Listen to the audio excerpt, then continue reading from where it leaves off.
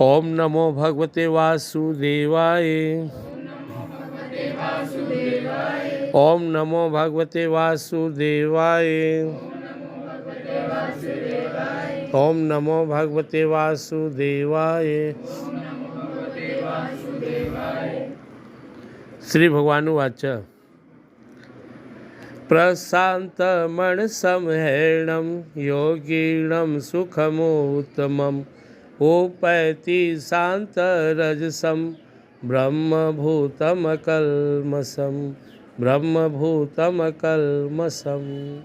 हम लोग यहाँ पे श्रीमद् भगवद गीता जी के 6ठे अध्याय में योग ध्यान के बारे में सुन रहे हैं। आज 27वां श्लोक है 6ठे अध्याय का। भगवान श्री कृष्ण जी महाराज करें जो लगातार प्रयास करता रहा, लगा ही रहा, तो धीरे धीरे उसके अंदर में, जैसे हम लोग कुआं खनते हैं, बोरिंग करते हैं, तो पहले हल्का हल्का जल आता है, फिर बहुत शुद्ध और पवित्र जल आता है जिसका हम लोग पान करते हैं। इसी तरह से जब योगी प्रयास करता है तो पहले धीरे धीरे कुछ कुछ शांति, कुछ कुछ आनंद, कुछ कुछ सुख, लेकिन वो लगा रहा। तो सुख के बीच में कौन है? हमारा रजोगुण, हमारा मन का छटपटाना। तो धीरे धीरे जब मन शांत हो जाता है, तमोगुण शांत हो गया, रजोगुण शांत हो गया, तो उसके अंदर में वो दिव्य सुख उत्पन्न होना शुरू हो जाएगा, क्योंकि उसका मन एकाग्र हो गया। योग शब्द का अर्थ से ही है मन एकाग्र करना, एकाग्रता सत्य खुले परम प्रेम का झरना। जैसे ही वो कॉन्सेंट्रेट हो गया अपने अंदर में, जहाँ उसका दिव्य स्वरूप है, दिव्य आत्मा सोया हुआ है, सच्चिदानंदमय, आनंदमय, शांतिमय आत्मा, जैसे ही वहाँ तक उसकी पहुँच हुई, वो परम प्रेम, परम शांति, परम आनंद में डूब जाता है। भगवान श्री कृष्ण जी महाराज उसी की ओर इशारा कर रहे हैं, लगे रहो, एक न एक दिन वो परम सुख मिलेगा।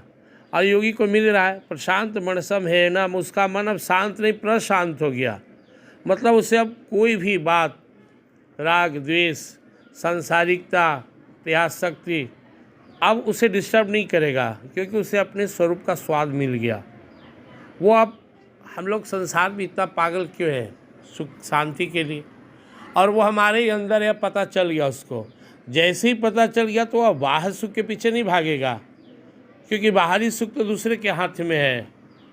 अनित्यम सुखम लोकम इमं प्राप्य भस्वमाम, वो नित्य है, क्षणभंगुर है, मिलेगा भी कि नहीं गारंटी नहीं, लेकिन यहाँ परमानेंट है, हमारा है, हमारे अंदर है और 24 घंटा हमारे साथ है।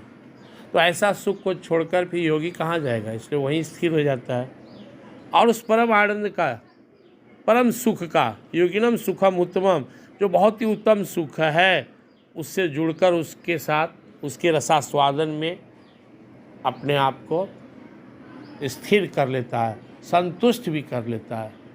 अब उसके जीवन में कोई भटकाव नहीं रहता है। किसी भी स्थिति परिस्थिति में वो हो, कोई भी काम धाम कर रहा हो, जहाँ भी है वहाँ अपने आत्मानंद में डूबा हुआ है, अपना परमानंद को अनुभव कर रहा है। उपैति शांत रसम ब्रह्मभूतम कलमसम। लेकिन यह तभी प्राप्त होगा जब कलमस का समापन हो, आदमी साधक उसमें कोई गलत काम न करे। जब जीवन में हम जो त्याज है, काम क्रोध लोभ मोह पापाचार दुराचार अनाचार भ्रष्टाचार, इसका त्याग कर देंगे, तभी हमें वो सुख अंदर से मिलना शुरू होगा। जीवन में जब तक निगेटिविटी है, भटकाव है, संसार में हमारा मन इधर उधर भटक रहा है, रजोगुण है, तो मिलेगा ही नहीं।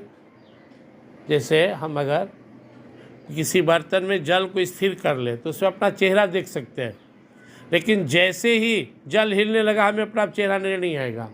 इसी तरह हमारी चित्त की स्थिति है, जब तक इसमें विकृति है, इसमें काम है, क्रोध है, लोभ है, संसारिकता है, तो यह भटक रहा है इधर उधर, तब तक हमें अपने स्वरूप का, अपने उस दिव्य आनंद का अनुभव नहीं होता है। इसलिए भगवान कहते हैं अभ्यास दोनों करना है। जैसे कि स्टूडेंट को दोनों अभ्यास करना है। नंबर 1 पढ़ाई में मन लगे, दूसरा आलतू फालतू में मन न लगे। ऐसा कभी नहीं हो सकता है किसी स्टूडेंट का मन आलतू फालतू में भी लगे, पढ़ाई में भी लग जाए, ऐसा मुश्किल है। जैसे ही आलतू फालतू टीवी मोबाइल दुनिया जहान में उसका रुचि गया, पढ़ाई से रुचि कम गया, और जब पढ़ाई में रुचि गया तो उसको छुट्टी नहीं है दुनिया जहान के लिए। वैसे ही भगवान यहाँ पे अपने साधकों को बोल रहे हैं, जब तुम संसारिकता से अलग हो जाओगे, रजोगुण तमोगुण के चक्कर से छूट जाओगे, कलमश से दूर हो जाओगे, वैसे तुम्हें अपने अंदर में जो तुम्हारा दिव्य स्वरूप है, और परम आनंद है उसका अनुभव हो जाएगा। वो हमारे ही अंदर है। कितनी सच की बात है।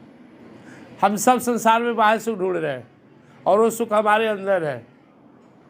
परिणाम क्या होता है, हम बाहर जीवन ढूंढते ही रह जाते हैं, जिसे मृग तृष्णा कहते हैं। मृग ढूंढते रहता है जल, वहाँ जल है, वहाँ जल है, जल है ही नहीं। मृग की कुंडलिनी में एक कस्तूरी होता है, सुगंध आता है, और मृग को लगता है कहीं बाहर से आ रहा है, उसको ढूंढते रहता है। अभी बाहर जीवन को ढूंढता है और नहीं मिलता है। तो वास्तविक आनंद, वास्तविक शांति हमारे अंदर है, क्योंकि हम परमात्मा के अंश हैं, हम परमात्मा के ही संतान हैं। बस झांकने की आवश्यकता है, यहाँ तक पहुँचने की आवश्यकता है। तो इसके लिए 3 बात ध्यान रखना है। नंबर 1 निरंतर साधना ध्यान, नंबर 2 सांसारिकता से अपने को हटाना, और नंबर 3 विश्वास के साथ एकाग्रता बढ़ाना। तो हम उस परम सुख को प्राप्त कर सकते हैं। लगे रहा वो पाएगा, इसलिए कहा गया लगे रहो रे भाई तेरी बनत बनत बनी जाए। लगे रहना है। प्रेम श्री वृंदावन बिहारी लाल की जय।